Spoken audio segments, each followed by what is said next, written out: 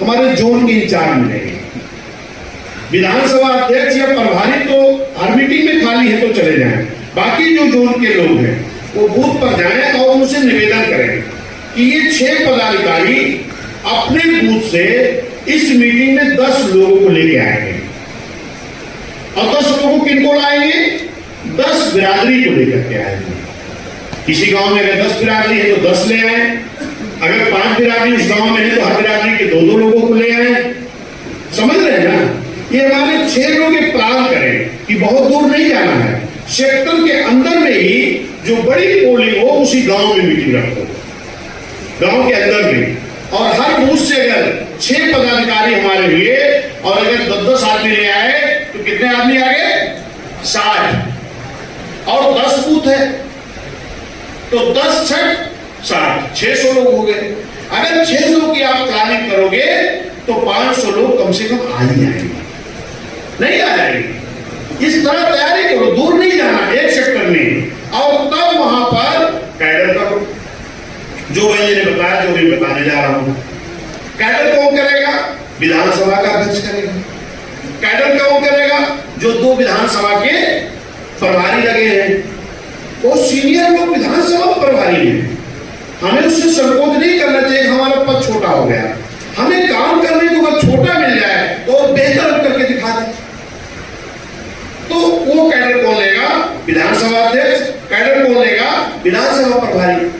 और अगर पहुंच गए तो जो आपके जिला प्रभारी होंगे, कितने लोग हैं जी?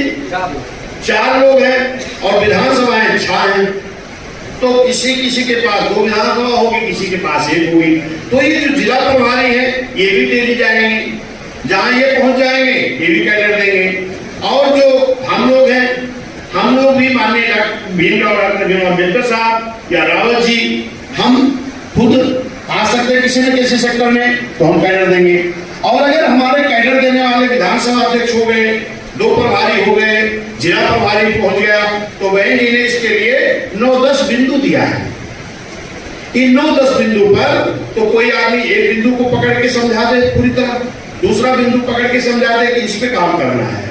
इस प्लानिंग के तहत अगर हम मेहनत करके जिस तरीके से 2007 में मुस्लिम समाज, पिछड़ा समाज, अति पिछड़ा समाज, SC/ST समाज और न्याय पसंद ब्राह्मण क्षत्रिय वैश्य समाज, इनको जिस तरीके से आप सभी लोगों ने मिल करके एक मोटिवेशन करके, एक तैयारी करके, एक भाईचारा पैदा करके, एक गठबंधन करके, किनका गठबंधन?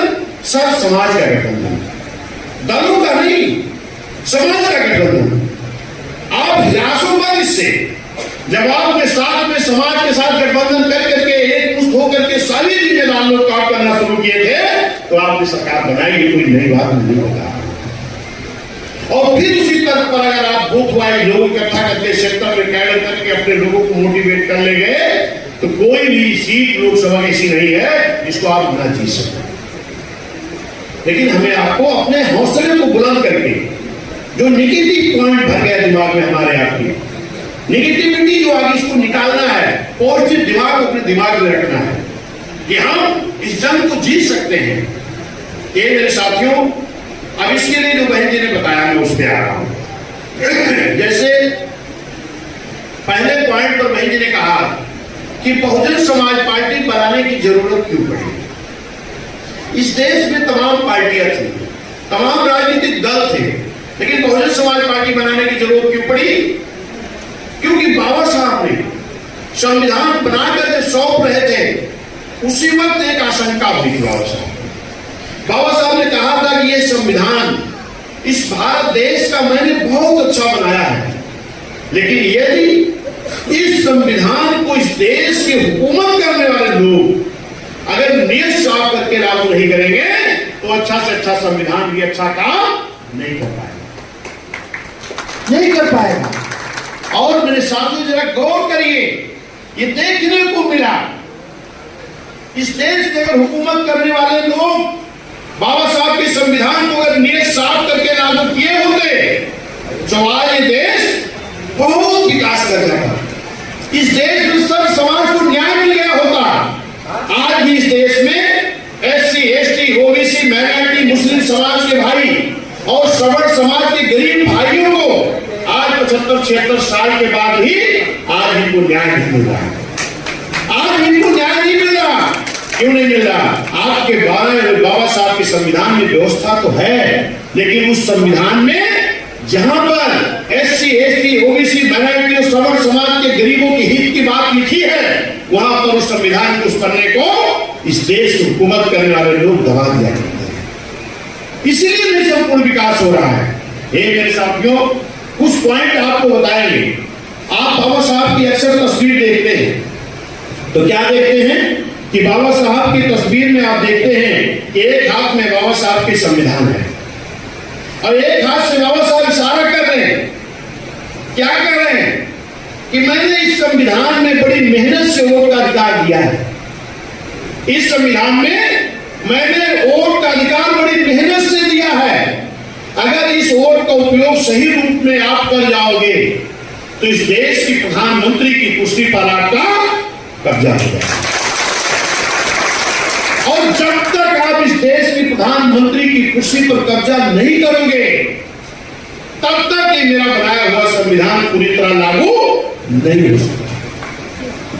कितनी बड़ी बात बाबा साहब कहे। हम मानते हैं बाबा साहब को, इनके विचारों को मानते हैं, दिन भर जय भीम करते हैं, लेकिन एक संदेश जो बाबा साहब दे करके गए कि संविधान में मैंने वोट का अधिकार बड़ी मेहनत से दिया है और इस वोट के अधिकार को अगर पूरी तरह आप ईमानदारी से उपयोग कर लो तो इस देश के प्रधानमंत्री की कुर्सी पर कब्जा हो जाएगा और मेरा बनाया हुआ पूरा संविधान लागू हो जाएगा। आज तक उस संविधान में तमाम ऐसी एक्ट की ऐसी धाराएं लिखी हैं जो लागू नहीं हुई मेरे भाई। जैसे गौर करिए, आप एक दो पॉइंट बताऊंगा। वोट का अधिकार बाबा साहब ने सबको दिया और वोट पढ़ना शुरू कब हुआ? 1952 में। और बीएसपी का गठन कब हुआ? 1984 में। 52 से 84 तक कितने साल हो गए? जरा गौर करिए, 32 साल हो गया। 32 साल हो गया। संविधान में बाबा साहब वोट का अधिकार बड़ी मेहनत से दे करके गए, लेकिन इस देश की हुकूमत करने वाले लोग जितने राजनीतिक दल थे वो आपके वोट के बल पर हुकूमत तो करते रहे, लेकिन इस देश में रहने वाले सभी जाति समाज के लोगों को वो मौका नहीं दिया। बाबा साहब ने क्यों सबको वोट का अधिकार बराबर कर दिया? क्यों इनकी लड़ाई लड़े कि ताकि हर जाति धर्म समाज के लोग मेरे इस दिए हुए वोट के अधिकार के बल पर चुनाव लड़ने का मौका पाएंगे और चुनाव लड़ करके विधानसभा लोकसभा जाएंगे और तब जाकर के वहां पर हर समाज के लोग अपनी समाज की बात को उठाने का काम करेंगे। लेकिन हुआ क्या? 1952 में वोट पड़ना शुरू हुआ मेरे साथियों। 84 तक 32 साल बीत गया था। कोई भी मौर्य का बेटा, पाल का बेटा, प्रजापति का बेटा, नाई का बेटा, बढ़ई का बेटा, लोहार का बेटा, कुम्हार का बेटा, राजभर का बेटा, चौहान का बेटा, प्रजापति का बेटा चुनाव नहीं लड़ने को पाया। चुनाव लड़ने को नहीं पाया, वोट देता था। और अगर कभी वोट की बात आती थी तो क्या कहता था?